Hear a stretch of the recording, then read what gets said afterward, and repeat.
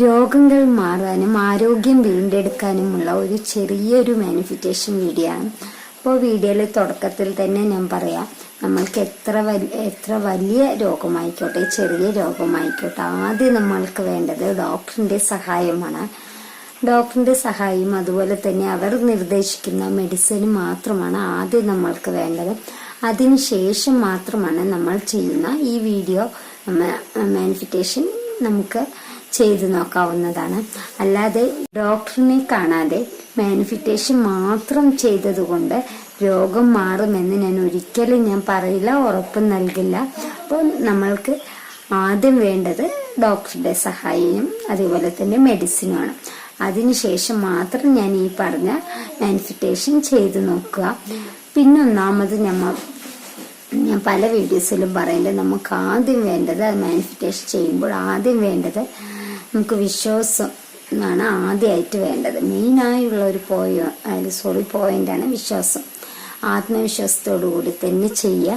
അപ്പം നിങ്ങൾക്ക് എന്തായാലും റിസൾട്ട് കിട്ടുന്നതായിരിക്കും. അപ്പം നമ്മൾക്ക് വീഡിയോയ്ക്ക് കിടക്കാം. അപ്പോൾ നമ്മുടെ രോഗങ്ങൾ എന്ന് പറഞ്ഞാൽ എല്ലാവർക്കും രോഗങ്ങളുണ്ടല്ലേ. കുട്ടികൾക്കായിക്കോട്ടെ വലിയവർക്കായിക്കോട്ടെ പ്രായം മധ്യേനയില്ല, എല്ലാവർക്കും രോഗങ്ങളുണ്ട്. ചിലവർക്ക് പെട്ടെന്ന് നമുക്ക് മെഡിസിൻ കഴിച്ചാൽ മാറും, ചിലവർക്ക് എത്ര മെഡിസിൻ കഴിച്ചാലും മാറില്ല. പക്ഷെ അതെന്താണെന്നറിയോ? മെഡിസിൻ കഴിച്ചിട്ട് മാറാത്തത് നമ്മൾ വിചാരിക്കും, അയ്യോ ഡോക്ടർ നിർദ്ദേശിക്കും ആ മെഡിസിൻ കഴിച്ചാൽ മാറും, ശരിയാവുന്ന ടെൻഷൻ അടിക്കുന്നത്. നമ്മൾ ആദ്യം ചെയ്യേണ്ടത് ടെൻഷൻ അടിക്കാതിരിക്കുക. നമ്മൾ മെഡിസിൻ കഴിക്കുന്നതോടൊപ്പം തന്നെ നമ്മൾക്ക് പൂർണ്ണ വിശ്വാസം വേണം, എനിക്ക് മാറുന്നുള്ള വിശ്വാസം വേണം. അതില്ലാതിരുന്ന മെഡിസിൻ കഴിച്ചിട്ട് യാതൊരു ഫലവും ഉണ്ടാവില്ല കേട്ടോ. അപ്പം നമ്മൾക്ക് മാനിഫെസ്റ്റേഷനെ കുറിച്ച് ഞാൻ പറയാം, ഇനി കൂടുതൽ നീട്ടി വലിക്കുന്നില്ല. അപ്പോൾ ഞാൻ ഒരു ചേച്ചിയെ പരിചയപ്പെട്ടു. അപ്പോൾ എവിടെ വെച്ചാൽ പരിചയപ്പെട്ടത് ഞാൻ പറയാം. കോഴിക്കോട് ഹോസ്പിറ്റലിൽ വെച്ചാണ് ഞാൻ പരിചയപ്പെട്ടത്. അപ്പോൾ ആ ചേച്ചി കുറേ വർഷങ്ങളായി മരുന്ന് കഴിച്ചുകൊണ്ടേയിരിക്കുകയാണ്. അവർക്ക് എന്തോ ഒരു അസുഖമുണ്ട് കേട്ടോ. അപ്പോൾ ഇങ്ങനെ മരുന്ന് കഴിച്ചുകൊണ്ടിരിക്കണം. പക്ഷെ ആ ചേച്ചി ഒരു ഉഷാറില്ല, ഉന്മേഷക്കുറവ്, മറ്റുള്ളവരുമായിട്ട് ഒരു ഇടപഴകൽ, അതേപോലെ ഒറ്റയ്ക്ക് ഇരിക്കാനാണ് ആ ചേച്ചിക്ക് ഇഷ്ടം. ഒന്നിലും ഒരു ആക്റ്റീവ് അല്ല. അങ്ങനെയൊക്കെ കുറേ അങ്ങനെയുള്ള ഒരു മൈൻഡായിരുന്നു. അപ്പോൾ ഞാൻ ആ സമയത്ത് ഹോസ്പിറ്റലിൽ ഉണ്ടായിരുന്നു കേട്ടോ.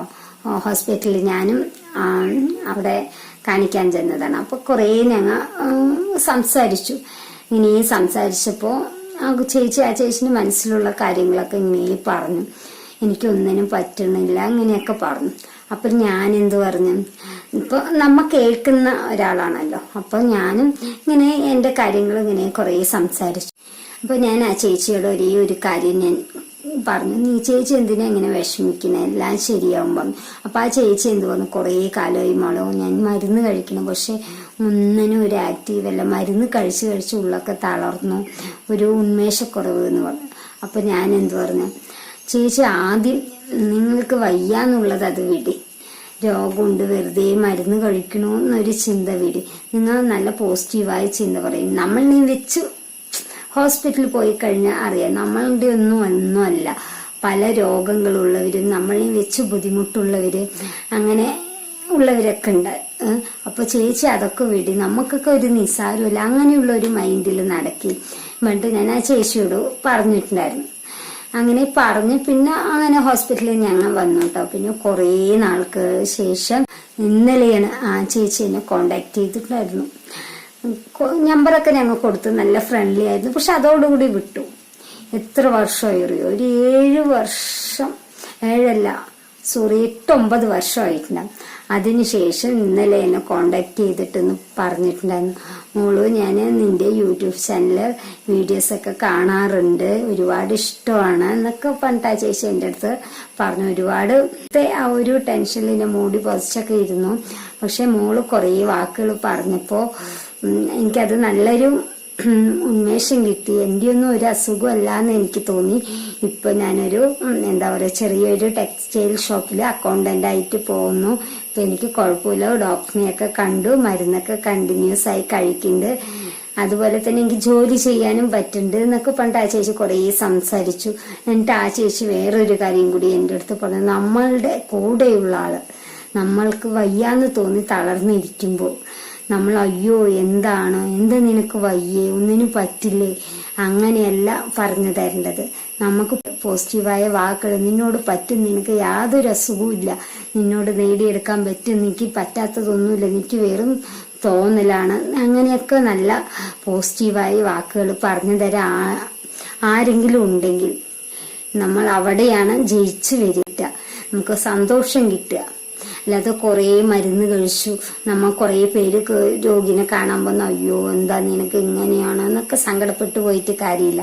പക്ഷെ അതിന് പകരം അതേപോലെ പോസിറ്റീവായ വാക്കുകൾ നിങ്ങൾ പറഞ്ഞു കഴിഞ്ഞാൽ അവർക്ക് ഏറ്റവും ആ രോഗിക്ക് ഏറ്റവും കിട്ടുന്ന സന്തോഷം അതായിരിക്കും. അവന്റെ രോഗം പാതി പോവും, പകുതി അവിടെ ഇല്ലാതാവും, ഒരു ഉന്മേഷം കിട്ടും, അവർക്ക് എന്തും ചെയ്യാനുള്ള തന്റെ ഇടവും ഊർജവും കിട്ടും.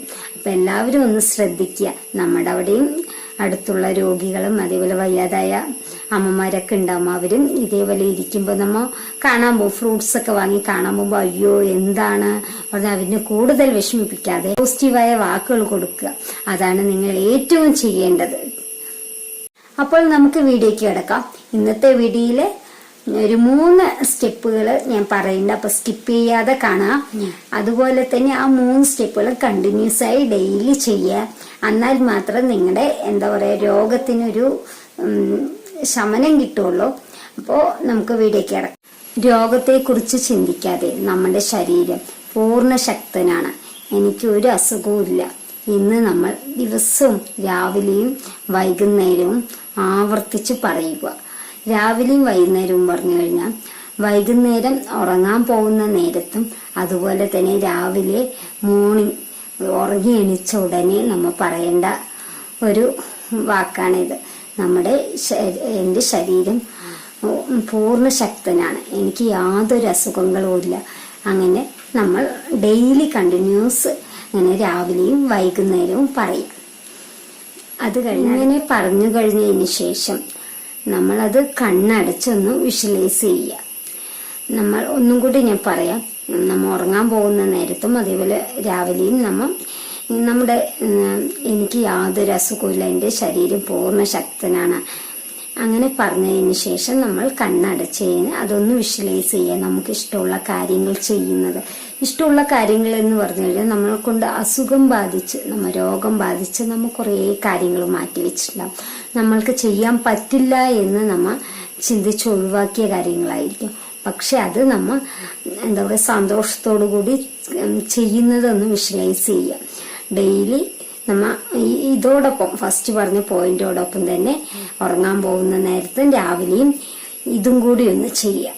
വാട്ടർ ടെക്നിക് മാനിഫെസ്റ്റേഷൻ ഇത് പറയുമ്പോൾ തന്നെ മിക്ക ആൾക്കാർക്കും അറിയാം. കാരണം പലവർക്കും ഈ എന്താ പറയുക വാട്ടർ ടെക്നിക്ക് മാനിഫെസ്റ്റേഷൻ റിസൾട്ട് കിട്ടിയതാണ്.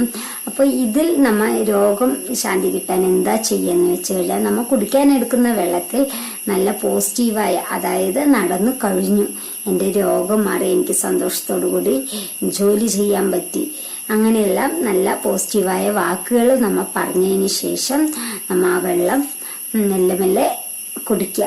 ഒറ്റയടിക്ക് വലിച്ചു കുടിക്കണ്ട, മെല്ലെ ആസ്വദിച്ച് തന്നെ ആ വെള്ളം കുടിക്കുക. അപ്പോൾ നമ്മുടെ ഉള്ളിൽ, അതായത് ശരീരത്തിന്റെ ഉള്ളിൽ നല്ലൊരു തണുപ്പും അനുഭവപ്പെടാൻ നിങ്ങൾക്ക് പറ്റും. അപ്പോൾ കണ്ടിന്യൂസ് ആയി ഡെയിലി എന്തെങ്കിലും അസുഖമുള്ളവരാണെങ്കിൽ നമ്മൾ മെഡിസിനൊക്കെ കഴിച്ചിരിക്കണ്ടാവും. അപ്പൊ അവരെന്ത് വിചാരിക്കും, എന്നെ കൊണ്ട് പറ്റില്ല, എന്നെ കൊണ്ട് കഴിയില്ല എന്ന് നമ്മ മനസ്സിൽ തന്നെ പറഞ്ഞു ഞാനൊരു രോഗിയാണ്, എനിക്കൊന്നിനും പറ്റില്ല എന്ന് നമ്മൾ ഒഴിഞ്ഞു മാറിയിരിക്കും. ആ ചിന്തകളൊക്കെ മാറി നല്ല എനർജിയും എന്താ പറയാ നല്ലൊരു ജോലി ചെയ്യാനുള്ള ഉന്മേഷവും മനസ്സും നിങ്ങൾക്ക് ഉറപ്പായാലും കിട്ടും.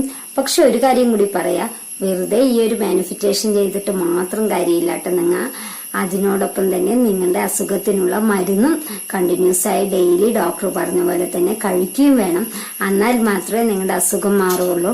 അല്ലാതെ ഒരിക്കലും ഇത് മാത്രം ചെയ്തത് കൊണ്ട് നിങ്ങളുടെ അസുഖം മാറില്ല. അതിന് 100% ഞാൻ പറയാട്ടോ. അല്ലാതെ ഞാനിപ്പോ എന്താ പറയാ ഈ മാനിഫെസ്റ്റേഷൻ ചെയ്താൽ മാത്രം മതി, യാതൊരു മെഡിസിനും കഴിക്കണ്ട, നിങ്ങളുടെ അസുഖം പൂർണ്ണമായി മാറുന്നു, അങ്ങനെ ഒരു ഗ്യാരണ്ടി ഞാൻ പറയില്ല.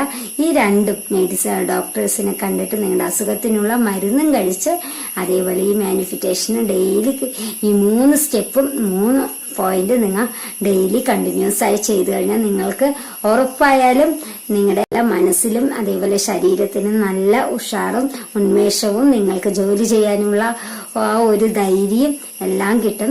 അപ്പോൾ ഈ വീഡിയോ ആദ്യമായിട്ട് കാണുന്നവരുണ്ടെങ്കിൽ നമ്മുടെ ചാനൽ ഒന്ന് സബ്സ്ക്രൈബ് ചെയ്യാത്തവരുണ്ടെങ്കിൽ ഒന്ന് സബ്സ്ക്രൈബ് ചെയ്യുക. അതുപോലെ തന്നെ നിങ്ങളുടെ അഭിപ്രായങ്ങൾ കമന്റ് ചെയ്യാനും മറക്കരുത്. പിന്നെ കൂടാതെ ഹൈപ്പ് ചെയ്യും കൂടി വേണം. ഇനി അടുത്തൊരു വീഡിയോ കാണും വരെ ബൈ.